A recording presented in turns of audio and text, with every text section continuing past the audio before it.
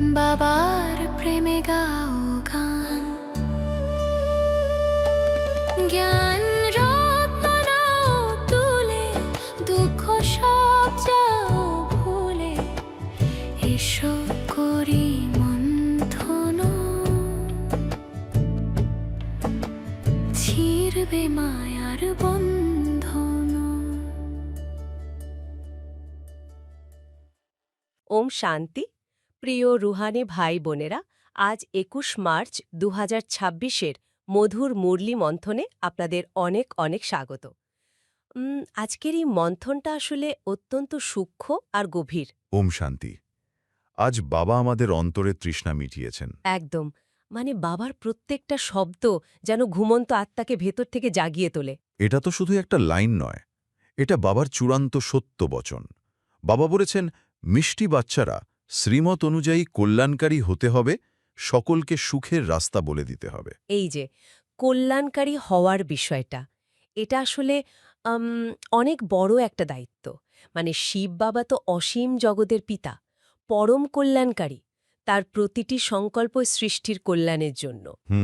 তো শ্রীমত অনুযায়ী কল্যাণকারী হওয়ার অর্থ হল নিজের প্রতিটি কর্মের মাধ্যমে, মানে একদম আত্মিক স্থিতি থেকে অন্য আত্মাদের সুখের পথ দেখানো।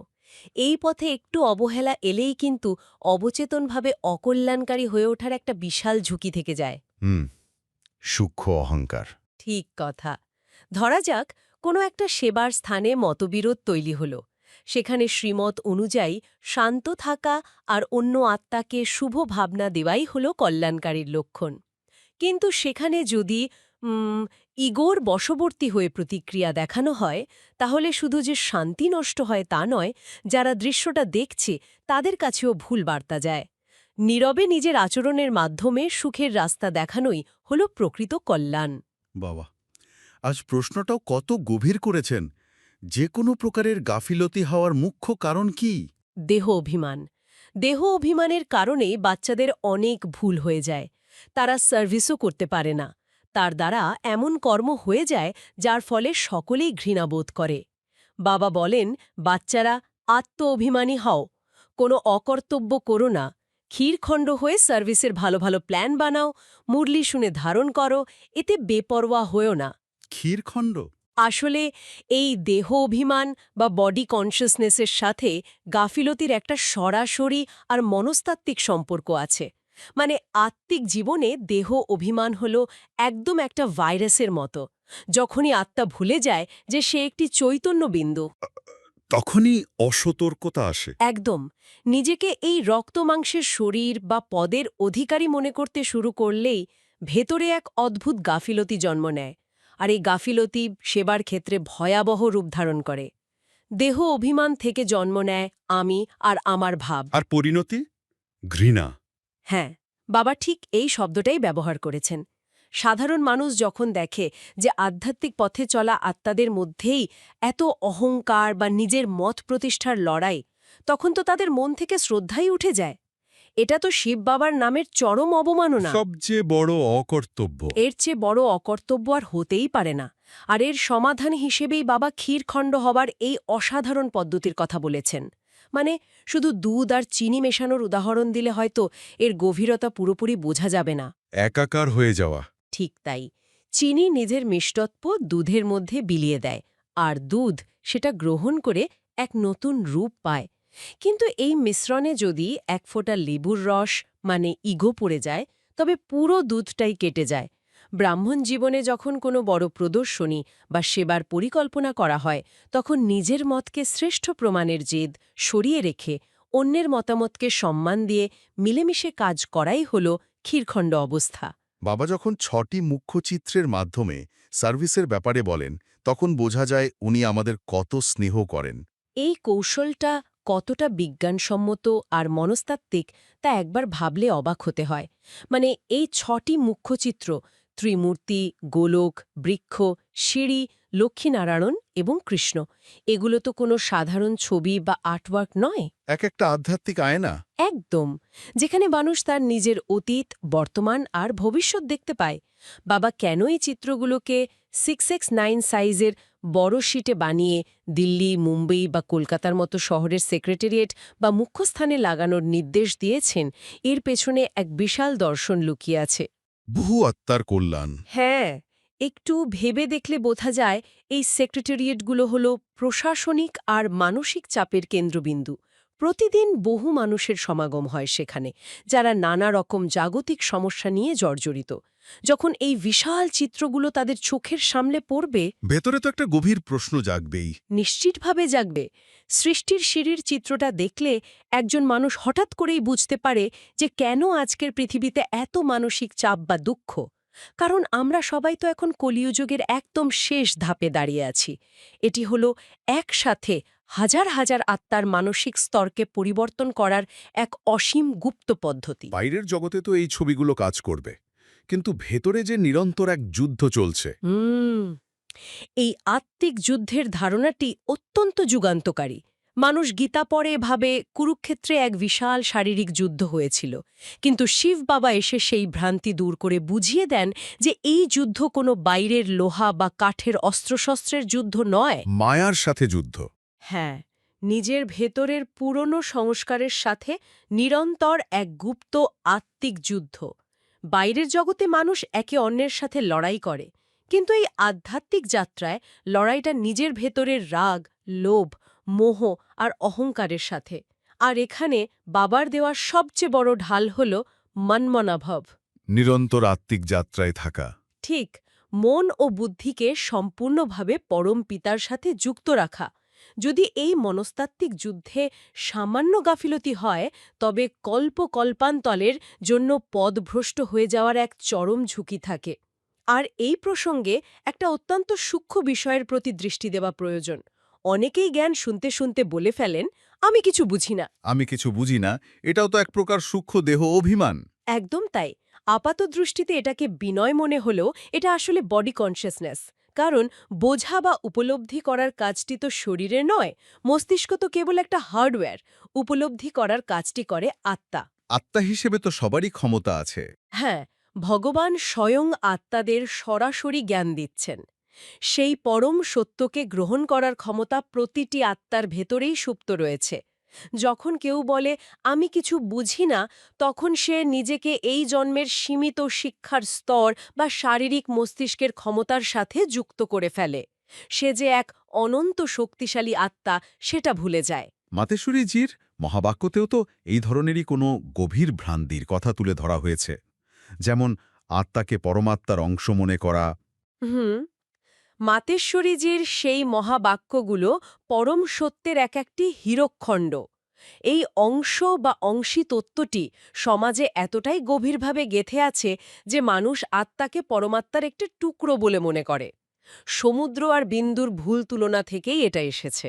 কিন্তু আত্মাই যদি ভগবানের টুকরো হয়, তবে সে দুঃখ ভোগ করে কেন? ঠিক এই যুক্তিতেই তো অসারতা ধরা পড়ে। ভগবান তো সদা শিব, সদা পবিত্র, আনন্দময়। সোনার একটা টুকরো ভেঙে নিলে সেটা তো সোনাই থাকে, লোহা হয়ে যায় না। মাতেশ্বরীজি অত্যন্ত স্পষ্টভাবে বুঝিয়েছেন যে আত্মা কখনোই পরমাত্মার ভগ্নাংশ বা টুকরো হতে পারে না। গুণ আলাদা। একদম। আত্মা একটি সম্পূর্ণ, স্বাধীন আর অনাদি চৈতন্য বিন্দু। পরমাত্মাও একটি চৈতন্য বিন্দু। পার্থক্যটা আকারে নয়, গুণের। পরমাত্মা হলেন জ্ঞানের সাগর, যার লাইট অ্যান্ড মাইট অসীম, আর আত্মা সেই শক্তি ধারণ করে। তাই আত্মা হল সন্তান, ভগবানের টুকরো নয়। আর ভগবান যুগে যুগে অবতীর্ণ হন, এই ধারণাটাও তো মানুষের মনে গেঁথে আছে। হ্যাঁ, এই যুগে যুগে আসার ভ্রান্তিটা আধ্যাত্মিক যাত্রাকে দীর্ঘকাল ধরে বিভ্রান্ত করেছে। একটু যুক্তিসঙ্গতভাবে চিন্তা করলেই বোঝা যায়, সত্যযুগ বা ত্রেতাযুগে তো কোনো দুঃখ, অশান্তি বা পতন ছিল না। দেবতারা সম্পূর্ণ নির্বিকারী ছিলেন। নতুন বাড়িতে তো আর মেরামতের প্রয়োজন হয় না। ঠিক বলেছেন। জরাজীর্ণ হয়ে ভেঙে পড়ার উপক্রম হলেই মেরামতের প্রয়োজন হয়। ঠিক একইভাবে ভগবান কেবল কল্পের অন্তিম সময়ে এই অত্যন্ত সংক্ষিপ্ত সঙ্গম যুগে অবতীর্ণ হন। তমপ্রধান দুনিয়া। একদম, যখন সমগ্র দুনিয়া তমপ্রধান হয়ে যায়, শক্তির চরম অবক্ষয় ঘটে। এই ভারতভূমি যা একসময় স্বর্গের মতো পবিত্র ছিল তা বিকারী হয়ে বেশ্যালয় পরিণত হয়। ঠিক তখনই পরমপিতা এসে পতিতাত্মাদের উদ্ধার করেন, পতিত দুনিয়াকে পুনরায় শিবালয়ে পরিণত করেন। কিন্তু মানুষ তো অন্ধশ্রদ্ধায় পুতুর পূজনকারী হয়ে আছে। হ্যাঁ, মানুষ না জেনেই যুগের পর যুগ ধরে পুজো করে আসছে। কিন্তু এই পুতুল পূজা থেকে কখনোই অসীম জগতের পিতার কাছ থেকে উত্তরাধিকার পাওয়া যায় না। উত্তরাধিকার বা বেকে পেতে হলে সরাসরি শিব বাবাকে চিনতে হবে, তার শ্রীমত অনুযায়ী চলতে হবে। হুম। মিষ্টি মিষ্টি হারানিধি বাচ্চাদের প্রতি মাতা পিতা বাপদাদার স্মরণের স্নেহসুমন আর সুপ্রভাত।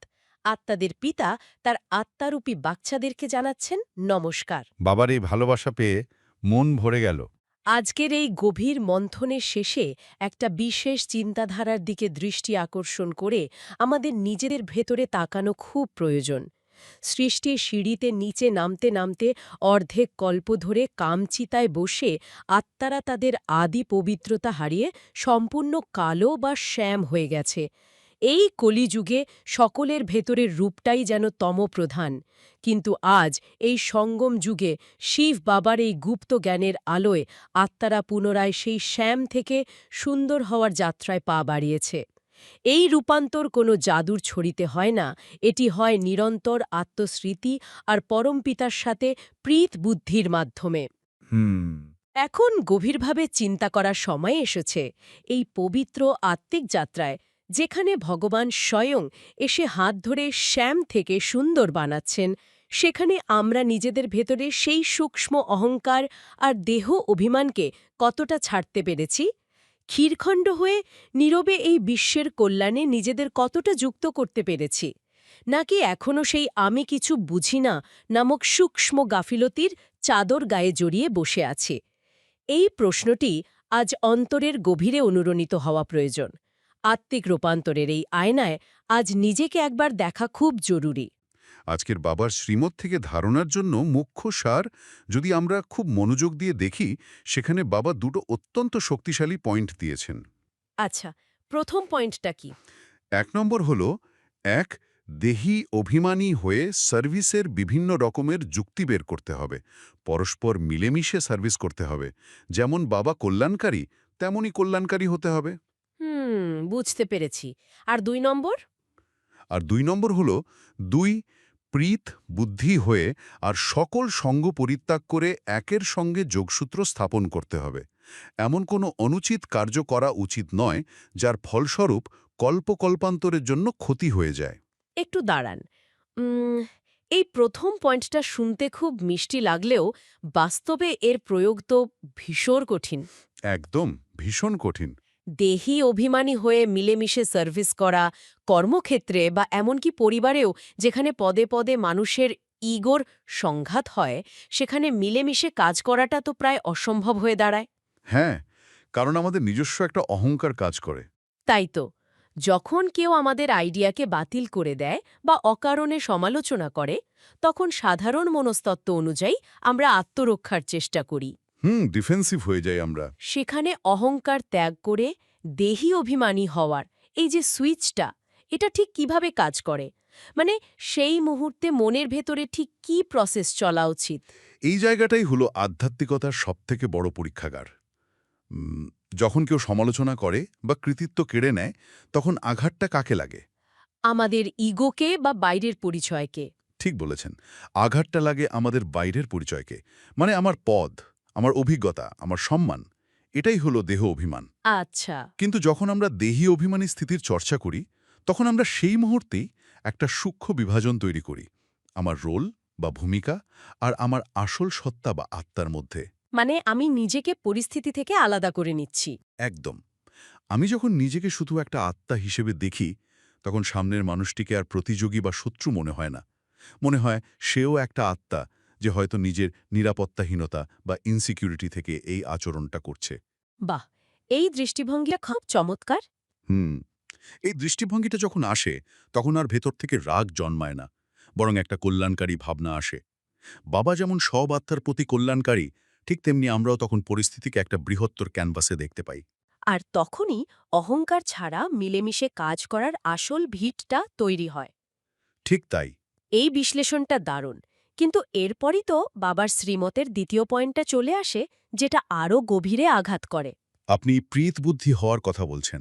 হ্যাঁ, সারাদিন এত ঘাত প্রতিঘাতের মধ্যে দিয়ে যাওয়ার সময় লৌকিক আকর্ষণ বা মানুষের ব্যবহার যখন মনকে বারবার বিক্ষিপ্ত করে, তখন এই প্রেত বুদ্ধি বা শিব বাবার প্রতি একনিষ্ঠ প্রেমের বুদ্ধি ধরে রাখাটা কেন এত জরুরি? কারণ এটাই আমাদের রক্ষা কবচ। কিন্তু বাবা আজ বলেছেন, এমন কোনো অনুচিত কার্য করা উচিত নয় যার ফলে কল্পকল্পান্তরের ক্ষতি হয়ে যায়। একটা ছোট্ট ভুলের জন্য কল্পকল্পান্তরের ক্ষতি, এটা কি একটু বেশি কঠোর শোনালো না? হুম, কঠোর মনে হলেও এটাই কর্মের সবথেকে সূক্ষ্ম বিজ্ঞান। কিভাবে? দেখুন, আমরা এখন সঙ্গম যুগে আছি, যেটা হলো পুরো কল্পের বীজ বপনের সময়। লৌকিক জীবনে যখন আমরা খুব স্ট্রেসে থাকি, তখন হয়তো রাগের মাথায় সহকর্মীকে এমন কিছু বলে ফেলি বা পরিবারের কাউকে এমন কোনো কটু কথা শোনাই যা আত্মিক স্বভাবের সম্পূর্ণ বিপরীত। হ্যাঁ, এটা তো প্রায় প্রতিদিনই ঘটে। এই ছোট রিয়াকশন বা অনুচিত কার্যটা শুধু সেই মুহূর্তের পরিস্থিতিকে খারাপ করে না, এটা আমাদের আত্মিক স্থিতিকে নিচে নামিয়ে দেয়। যখনই স্থিতি নিচে নামে, বাবার সাথে আমাদের যোগাসূত্র বা প্রীত বুদ্ধির তারটা ছিঁড়ে যায়। আচ্ছা, মানে কানেকশনটা কেটে যায়। একদম। আর প্রীত বুদ্ধি ছিঁড়ে যাওয়ার অর্থ হল আমি সেই সময়ের জন্য ঐশ্বরিক প্রাপ্তি থেকে বঞ্চিত হলাম। এই যুগের ১ সেকেন্ডের প্রাপ্তি ভবিষ্যতের জন্মজন্মান্তরে প্রারব্ধ তৈরি করে। ও আচ্ছা। তাই একটা ছোট্ট নেতিবাচক কর্মের প্রভাব শুধুমাত্র আজ বা কালের মধ্যে সীমাবদ্ধ থাকে না, এটা একটা চেন রিয়াকশন বা বাটারফ্লাই এফেক্টের মতো পুরো ২১ জন্মের খাতায় একটা শূন্যস্থান তৈরি করে দেয়। ব্যাপারটা এখন একদম পরিষ্কার হলো। অর্থাৎ প্রীতবুদ্ধি কোনো সাধারণ ভক্তি নয়, এটা একটা মনস্তাত্ত্বিক শিল্ড যা আমাদের রিয়াক্ট করা থেকে বাঁচায়। হ্যাঁ, খুব সুন্দর বলেছেন। কিন্তু এই প্রীতবুদ্ধি বা অটুট ভালোবাসা তো আর হাওয়ায় তৈরি হতে পারে না। যাকে ভালোবাসছি তার পরিচয়টা তো নিখুঁতভাবে জানা যায়। অবশ্যই। শিব বাবা কে, তার ক্ষমতা কতটা, আর আমার সাথে তার ঠিক কি সম্পর্ক, এই বোধটা পরিষ্কার হওয়া খুব জরুরি। আর ঠিক এইখানে মাতেশ্বরীজির অমূল্য মহাবাক্য আমাদের একটা খুব বড় ভ্রান্তি থেকে মুক্তি দেয়। হ্যাঁ, মাম্মা আজ লৌকিক জগতের একটা অত্যন্ত প্রচলিত ধারণার শেকড় ধরে টান দিয়েছেন। ওই যে আত্মা পরমাত্মার অংশ, এই ধারণাটা। একদম। বহু মানুষ পরম ভক্তিভরে বিশ্বাস করেন যে আমরা আত্মারা হলাম পরমাত্মারই একটা অংশ বা টুকরো। কিন্তু মাম্মা খুব অকাট্য যুক্তি দিয়ে বুঝিয়েছেন যে এই ধারণাটা কতটা ভিত্তিহীন। মাম্মার যুক্তিটা একটু বুঝিয়ে বলবেন? মাম্মার যুক্তি হল, যা অবিনাশী তাকে কি কখনো কাটা বা ছেদন করা যায়? পরমাত্মা হলেন অনাদি, অনন্ত এবং অবিনাশী। তাকে তো ভাগ করা সম্ভব নয়। ঠিক, তাকে যদি টুকরো টুকরো করে অসংখ্য আত্মায় পরিণত করা হয়, তার মানে তো পরমাত্মার নিজের অখণ্ডতা বা অস্তিত্বকেই ভেঙে ফেলা হলো। যা অবিভাজ্য তাকে ভাগ করার কথা ভাবাটাই তো অযৌক্তিক। আমরা পরমাত্মার সন্তান হতে পারি, কিন্তু তার ভেঙে যাওয়া কোনো টুকরো বা অংশ নই। এই যুক্তিটাকে যদি আমরা আধুনিক জীবনের একটা উদাহরণ দিয়ে বুঝি, ধরুন একটা বিশাল সমুদ্র। কেউ বলতে পারে সমুদ্রের এক ফোঁটা জল আর সমুদ্র তো একই। গুণের দিক থেকে। হ্যাঁ, কিন্তু এক ফোঁটা জলের মধ্যে হয়তো সমুদ্রের জলের গুণ আছে, কিন্তু সেই এক ফোঁটা জল কখনো সুনামি তৈরি করতে পারে না বা হাজার হাজার জাহাজকে নিজের বুকে ধারণ করতে পারে না। সে শুধু একটা বিন্দু। খুব সুন্দর উদাহরণ। ঠিক তেমনি আত্মা আর পরমাত্মার গুণ হয়তো সমান, উভয়ই শান্তির স্বরূপ, প্রেম স্বরূপ, কিন্তু শক্তির মাত্রায় আকাশ-পাতাল পার্থক্য। আজ বাবার শ্রীমতে ওই বালবার প্রদীপের উদাহরণটা কিন্তু এই শক্তির পার্থক্যটাকেই একদম চোখের সামনে তুলে ধরে। একদম ঠিক। মাম্মা এখানে বুঝিয়েছেন, শিব বাবা হলেন সেই অনাদি প্রদীপ, যিনি সদা জাগ্রত জ্যোতি, যিনি কখনো নেবেন না। আর আমরা আত্মারা। আমরা আত্মারা হলাম সেই প্রদীপ যা জ্বলে, কিন্তু সময়ের আবর্তে জন্মজন্মান্তরের চক্রে আস্তে আস্তে যার শক্তি কমতে থাকে এবং একসময় নেভে যাওয়ার উপক্রম হয়। মানে বাল্বের পাওয়ার যেমন কম বেশি হয়, আত্মাদের আত্মিক শক্তিও তেমনই কমতে থাকে। হ্যাঁ, কিন্তু পরমাত্মার শক্তি কখনো কমে না। তিনি হলেন সেই মূল পাওয়ার গ্রেড। আর এই জন্যই তো শক্তির যখন সম্পূর্ণ পতন হয় তখন সেই পাওয়ার গ্রিডের সাথে সংযোগ স্থাপনের প্রয়োজন হয়। আর এই পাওয়ার গ্রিডের প্রসঙ্গে সূত্র ধরেই তো ওই যুগে যুগে অবতার হওয়ার ধারণাটার খণ্ডন হয়ে যায়। ঠিক বলেছেন। লৌকিক জগতে একটা গভীর বিশ্বাস আছে যে পরমাত্মা যুগে যুগে আসেন, কিন্তু একটু লজিক্যালি ভাবলেই তো বোঝা যায় যদি একজন শ্রেষ্ঠ চিকিৎসক কোনো রোগকে সমূলে বিনাশ করে দেন তাহলে তো পরের দিনই আবার সেই মহামারী ফিরে আসতে পারে না। একদম। যদি পরমাত্মা প্রতি যুগেই আসতেন, অর্থাৎ সৃষ্টির মধ্যবর্তী সময়ে এসে সদ্গতি করে যেতেন, তাহলে কলিযুগে এসে মানুষের এত চরম দুর্গতি, এত হাহাকার হলো কেন? সদ্গতি তো আর ক্ষণস্থায়ী হতে পারে না। এই একটা প্রশ্নই প্রমাণ করে দেয় যে পরমাত্মা মাঝে মাঝে আসেন না। তিনি আসেন কল্পের অন্তিম সময়ে, এই সঙ্গম যুগে। চরম দুর্গতি থেকে অসীম সদ্গতির পথে নিয়ে যাওয়ার কাজ তিনি একবারই করেন, নিজের সর্বশক্তিমান রূপ দিয়ে। আর এই পুরো মেকানিজমটা যখন বুদ্ধিতে পরিষ্কার হয়ে যায় তখন সেই পরমপিতার প্রতি প্রীতবুদ্ধি রাখাটা আর কোনো আরোপিত নিয়ম থাকে না, সেটা একটা স্বতঃস্ফূর্ত অনুভূতিতে পরিণত হয়। আর যখন সেই প্রীতবুদ্ধির অনুভূতিটা গভীরে প্রথিত হয়, ঠিক তখনই আমরা আজকে সেই মহাশক্তিশালী বরদানটা ধারণ করার যোগ্য হয়ে উঠি। বরদানটা সত্যিই খুব গভীর। আজকের বরদানটি কি ছিল? আজকের বরদানটি হল অসীম বৈরাগ্য বৃত্তির দ্বারা নষ্ট মোহ স্মৃতিস্বরূপ হয়ে অটল অনর্ভাব। বাহ! এটা শুধু বরদান নয়, এটা বাবার দেওয়া একটা বড় দায়িত্ব। দাঁড়ান, এই জায়গাটা একটু খতিয়ে দেখা দরকার। অসীম বৈরাগ্য বৃত্তি, এই শব্দটা শুনলেই তো চোখে ভেসে ওঠে সংসার ছেড়ে পাহাড়ে বা জঙ্গলে গিয়ে বসে থাকা একজন উদাসীন মানুষের ছবি। হ্যাঁ, সাধারণ মানুষের ধারণা তো সেটাই। কিন্তু বাবার শ্রীমত আমাদের বলছে সংসারের সমস্ত দায়িত্ব পালন করতে, অফিসে কাজ করতে, পরিবারের সবার খেয়াল রাখতে এর মধ্যেই অসীম বৈরাগ্য বা লিমিটলেস ডিট্যাচমেন্ট রাখাটা কি একটা স্ববিরোধী কথা বা প্যারাডক্স হয়ে যাচ্ছে না? আপাতদৃষ্টিতে মনে হতে পারে। কারণ যদি আমি সম্পূর্ণ মোহমুক্ত বা ডিট্যাচড হয়ে যাই তাহলে তো আমি একজন চূড়ান্ত উদাসীন বাবা বা মা হয়ে যাব, অথবা অফিসে একজন অত্যন্ত অমনোযোগী কর্মী হয়ে পড়ব। এই ব্যালেন্সটা বাস্তবে কিভাবে সম্ভব? এই প্রশ্নটা খুব স্বাভাবিক, কারণ লৌকিক জগতে বৈরাগ্য মানে হল শারীরিক বা বাহ্যিক ত্যাগ। কিন্তু বাবার শেখানো অসীম বৈরাগ্য হল সম্পূর্ণ মানসিক এবং আত্মিক স্তরের। আচ্ছা, মানে ভেতর থেকে ডিট্যাচড হওয়া। একদম। এর মানে কর্ম থেকে পালানো নয়, বরং কর্মফলের প্রতি যে আসক্তি সেটা থেকে মুক্ত হওয়া। ধরুন, পরিবারে কারোর হঠাৎ বড় কোনো শারীরিক অসুস্থতা ধরা পড়ল। খুব কঠিন পরিস্থিতি। সাধারণ মানুষ সেখানে গভীর মোহের কারণে মানসিকভাবে ভেঙে পড়বে, কান্নাকাটি করবে, যার ফলে সে হয়তো সঠিক চিকিৎসার সিদ্ধান্তটাই নিতে পারবে না। কিন্তু যার ভেতরে অসীম বৈরাগ্য আছে, তিনি সেই পরিস্থিতিতেও অঙ্গদের মতো অটল অনড় থাকবেন।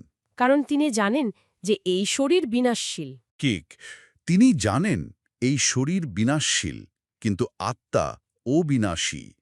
এই নষ্ট মোহ স্মৃতি তাকে ভেতর থেকে এতটাই শান্ত রাখে যে তিনি কান্নাকাটি না করে ওই বিপদের মুহূর্তে পরিবারের জন্য সবথেকে সঠিক এবং কল্যাণকারী পদক্ষেপটা নিতে পারেন।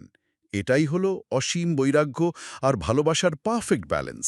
এই কনসেপ্টটাকে যদি আমরা আজকের কর্পোরেট দুনিয়ার একটা রূপক দিয়ে বোঝার চেষ্টা করি, এটা অনেকটা এমন যেন আপনি একটা মাল্টিন্যাশনাল কোম্পানি সিইও, কিন্তু আপনি সেই কোম্পানির মালিক নন। হ্যাঁ, চমৎকার উদাহরণ। আপনার কাজ হলো প্রতিদিন সকাল থেকে রাত পর্যন্ত কোম্পানির উন্নতির জন্য নিখুঁতভাবে কাজ করা। আপনি জানেন কখন কাকে প্রমোট করতে হবে, কখন কোন স্ট্র্যাটেজি নিতে হবে। কিন্তু যদি হঠাৎ শেয়ার বাজার ধসে যায়, আপনি কোম্পানির ছাদ থেকে ঝাঁপ দেবেন না। কারণ আপনি তো শুধু একজন ট্রাস্টি। ঠিক, কারণ দিন শেষে আপনি জানেন মূলধনটা শেয়ার হোল্ডারদের, আপনার নয়। আপনি শুধু একজন ট্রাস্টি বা কেয়ারটেকার। আমরাও ঠিক এই সংসারের ট্রাস্টি। শরীর, চাকরি, পরিবার সবকিছু বাবার সম্পত্তি। আমি শুধু এগুলোকে দেখাশোনা করছি। এই ট্রাস্টিশিপের বোধটাই কি আমাদের সেই নষ্টমোহ স্মৃতিস্বরূপ করে তোলে না? একদম নিখুঁত উদাহরণ। যখন ভেতরে এই ট্রাস্টি বা কেয়ারটেকারের বোধটা স্থায়ী হয়, তখন আর হারানোর কোনো ভয় থাকে না। আর ভয়ে না থাকলে মোহ কেটে যায়। এর সাথে বাপদাদা আরেকটা খুব সূক্ষ্ম দিক আজ স্পষ্ট করেছেন।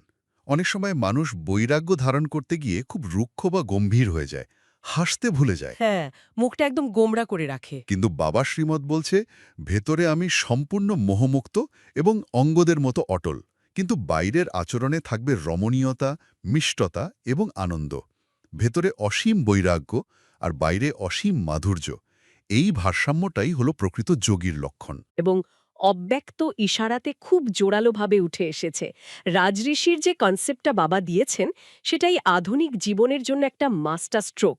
আজকের স্লোগানটি হল রাজ্য অধিকারীর সাথে সাথে অসীম বৈরাগী হয়ে থাকা, এটাই হলো রাজঋষির লক্ষণ। আর অব্যক্ত ইশারা। অব্যক্ত ইশারাতে বাপদাদা বলছেন, ব্যর্থ সংকল্প বা সংশয়ের মার্জিন থাকা সত্ত্বেও এই সমর্থ সংকল্প চলবে যে সদা বাবা হলেন রক্ষক, কল্যাণকারী। এই নিশ্চয়ের বিজয় অবশ্যই হয়। হুম। তো কোয়েশ্চেন মার্কের বাঁকা রাস্তা না নিয়ে সদা কল্যাণের বিন্দু লাগাও, ফুলস্টপ। এই বিধির দ্বারা প্রত্যেক কথা সহজ হবে আর সিদ্ধিও প্রাপ্ত হবে। এই রাজঋষি শব্দটা সাইকোলজিটা খেয়াল করার মতো। রাজা মানে যার কাছে রাজ্যের সমস্ত অধিকার আছে, সমস্ত সুযোগ সুবিধা আছে, তিনি শাসন করছেন।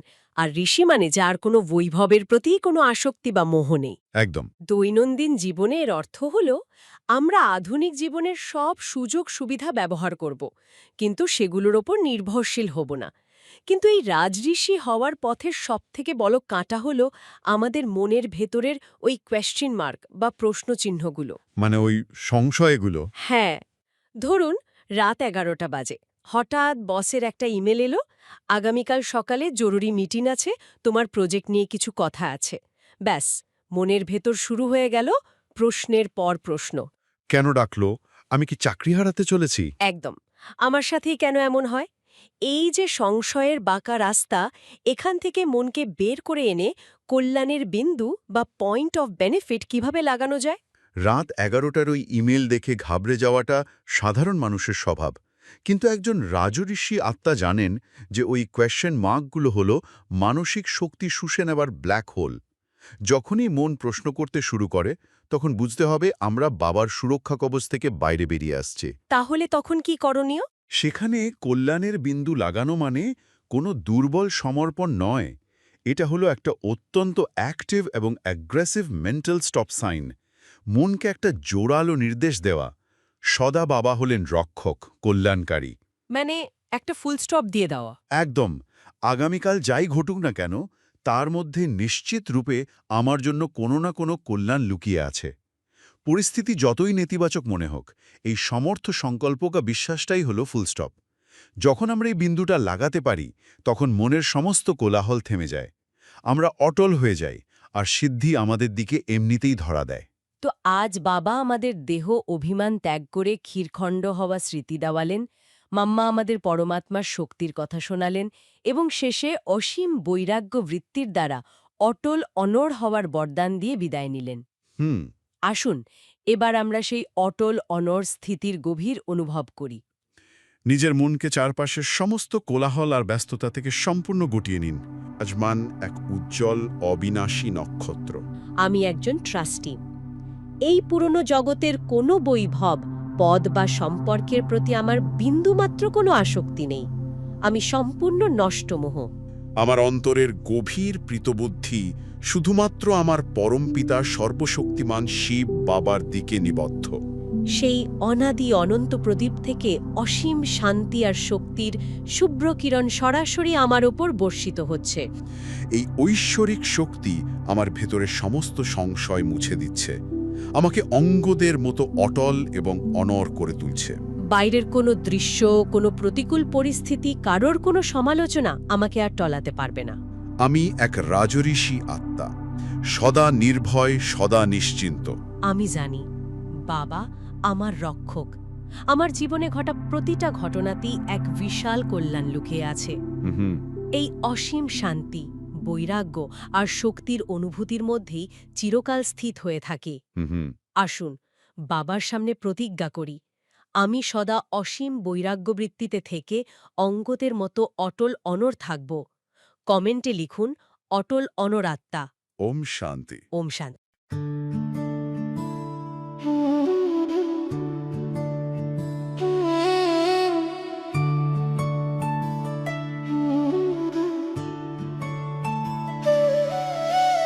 মধুবনে বাজে বাঁশি, বাবা তোমায় ভালোবাসি। শুনে জুড়ায় প্রাণ, বাবার প্রেমে গাও গান। জ্ঞান রত্ন নাও তুলে, দুঃখ সব যাও ভুলে, এসো করি মন্থন, ছিড়বে মায়ার বন্ধন।